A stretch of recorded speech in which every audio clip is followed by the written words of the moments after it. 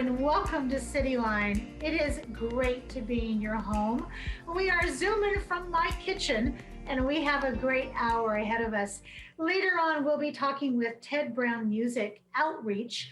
Ted Brown does some amazing things for the youth in our community. They basically put instruments in the hands of our youth that could not afford to do so. We'll be talking with Hilltop artist. Dr. Kimberly Keith is here to talk about what the Hilltop artists are doing for our community and for the youth that learn how to blow glass, among many other things they learn. Tacoma Refugee Choir will be here. Terry and Aaron will be here to talk about their upcoming program and how you can tune in for that. The Humane Society will be here with our Pet of the Week. And with me right now is somebody who I have admired and respected. And any chance I get to read about this extremely private person, I am all over it. This person is a member of the prestigious Black Collective here in Tacoma. Please join me in welcoming to Cityline for the first time, and I certainly hope it won't be the last, Lyle Quasim. Hello, Lyle, how are you? I'm doing just great. Thank you for that kind welcome. Well, you are more than welcome, my dear. And your background, I have to lean in and look at all these great pictures of you. And all those well-deserving awards that you and the work that you and your team have done here in Tacoma. Yeah. You know, Lyle, the Black Collective, for people who do not know about it, has played a huge, vital, powerful role in Tacoma for over 50 years. What is the mission of the Black Collective? The mission of the Black Collective is working until freedom, justice, and equity is achieved. Ooh. I want to just sit with that for a second because that ripped my heart. Would you say that one more time? Working until freedom, justice, and equity is achieved. And when we do that, that is our vision. That is where we work. There's an old saying from the civil rights of the 60s that you do what you can, where you are, with what you got, as long as you can. And when we apply that to our work, every day is informed. Every day we know that we have a mission. Every day we know that we work until freedom, justice, and equity is achieved. And we do it exactly where we are with what we got, as long as we can. And so we're not waiting for somebody else to come. We're not, and we welcome help from anywhere. But we know what our mission is every day. And we execute that mission every day. You know, Lyle, I was going to ask you about the logistics of the Black Collective next. Mm-hmm. However, you have opened up that beautiful journalistic window, and I'm going to step into it. Okay. And we're going to talk about the Black Collective logistically in a few seconds. So, sure. The pursuit of freedom, justice, and equity. So now the question is, how are we doing as a community? We're doing better than we were, and not as good as we need to be. We know that the arc of the moral universe, as Dr. King and others have said, does bend toward justice. But we have to make it bend. It doesn't bend by itself. We all have to join together and try and bend that moral arc. And to that end, the engagement is that we have hope, that we can change things from as they are to what they need to be. So how are we doing? We're not the A students, and we haven't flunked the course. And so there's a lot of work to do. And one of the things that is the most difficult for this community to understand both those who are on the underside of these issues and those who basically hold the power, is that this is painful. And when the pain starts, people start to back away. But there is, if you look through history, there's no significant achievement that has ever occurred where there wasn't a price to pay. And sometimes we pay with our lives. Sometimes we pay with our reputation. Sometimes we pay with our livelihood. Sometimes we pay with our emotion, and sometimes our intellect. But there is the willingness on the part of many people in this community, of different colors and genders and ages, that are willing to pay those prices. Now, we have to coalesce. We have to be more focused on what we're doing. We can't chase shiny objects and slogans. This is hard work, and this is not about just identifying the problem. It's about how do we work to solve the problem. And a lot of people are into problem identification, but when we talk about how do we resolve this, they're not as engaged with how we create solutions to those problems. So we're doing okay, but not as good as we need to be, and not as good as we're going to be. And we're going to be here till we get it right. We've got some good trouble to get into, don't we? We got some good trouble. Yeah, we do. So when I think of the influential leaders of our community, I think of you. I think of the late, great Harold Moss, Thomas Dixon, Jim Walton, all members of the Black Collective. There are so many more that I have not mentioned. Yes. You know who you are. I have to ask you, do you have any women members?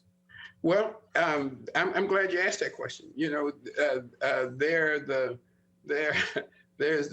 talkocracy, and then there's the doocracy. When you want to get to the doocracy, you'll find a lot of women.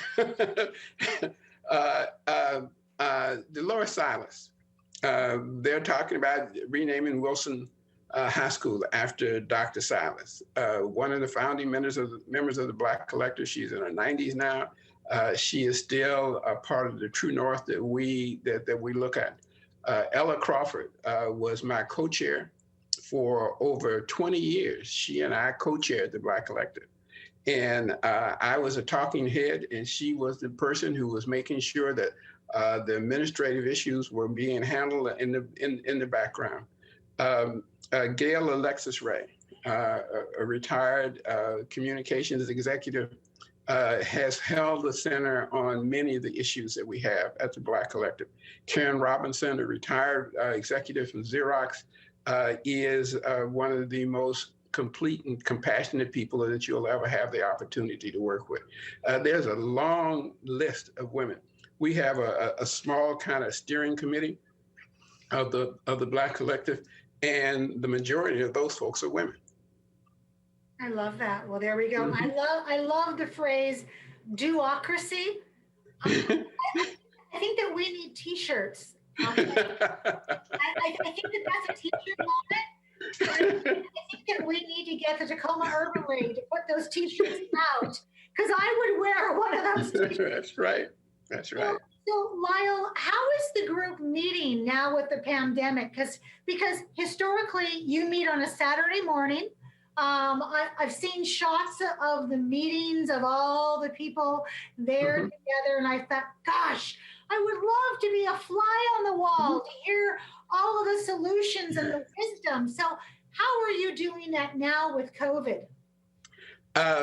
Those in-person meetings were full of mystery and wonder and just a physical engagement. They were very soulful, but we have made the change. So we averaged about 45 or 50 people who showed up in person every Saturday, 52 Saturdays for over 50 years.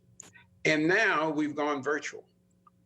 And our last Saturday's meeting, we had 137 people on the call. We averaged over 100 people every Saturday.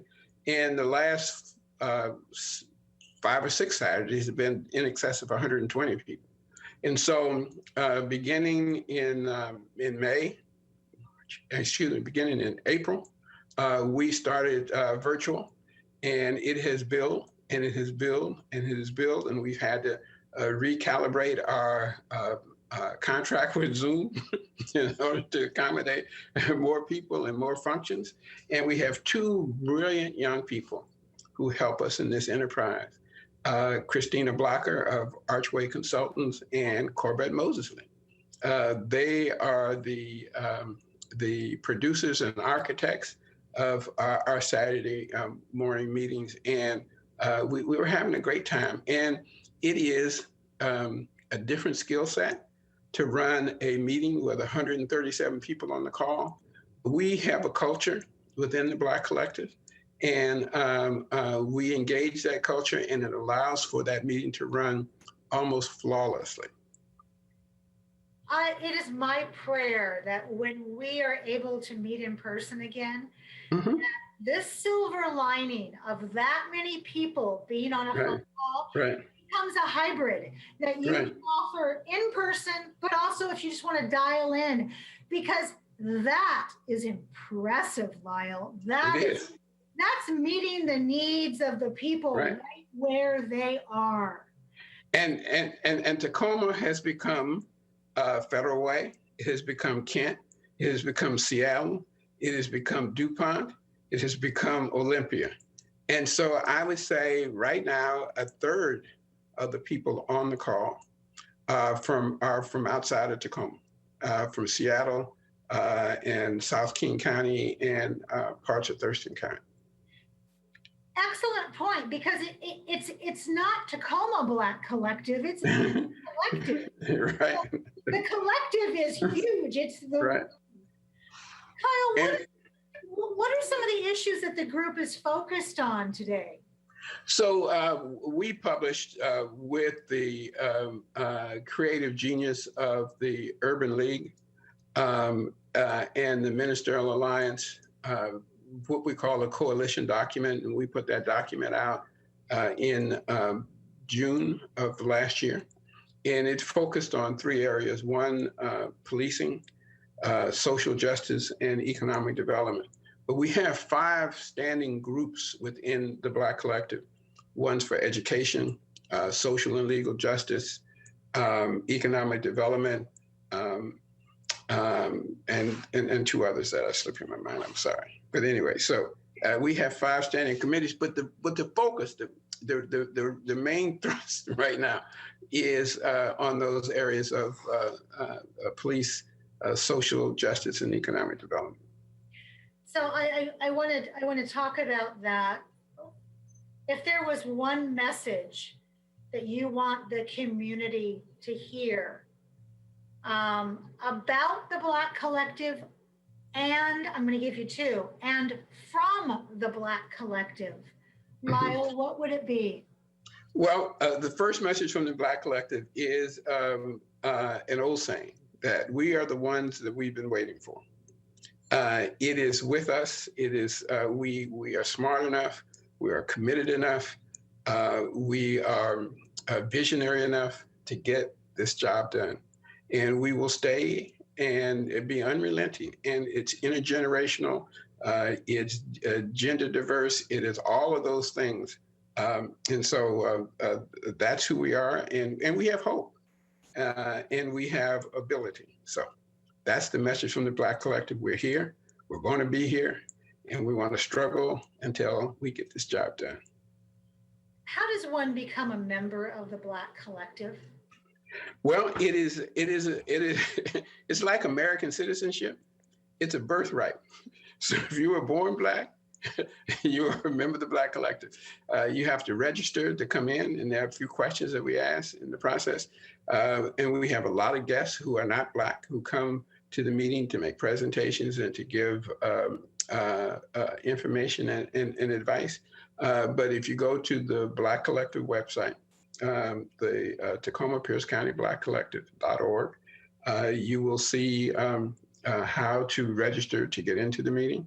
And we have about 400 people registered, and we have about 120 now to 130 people who show up every Saturday. I have to tell you, as I sit here as a white woman who is Mm-hmm. uh, waking up and every day praying to use her privilege Mm-hmm. to atone for the 400 years Yes. that has gone on, the injustice. The Black collective is something that I take great comfort in. Mm-hmm. And I take great comfort as a white person because it is important, I believe, for all white people to understand that our BIPOC, our Black and Brown communities of color, need to have places to go that are their places. And we Right. accept that, Right. stay out of the way, and say it and support it. Yeah. So, Yeah. Lyle, I will move heaven and earth to have you back on my show again in about 90 days. And now that I have met you face to face, as Yes. opposed to in a crowd, I'm going to stalk you. You know that. That's all right. That's all right. Amanda, Lyle, thank you. Thank you. It was a privilege to be here.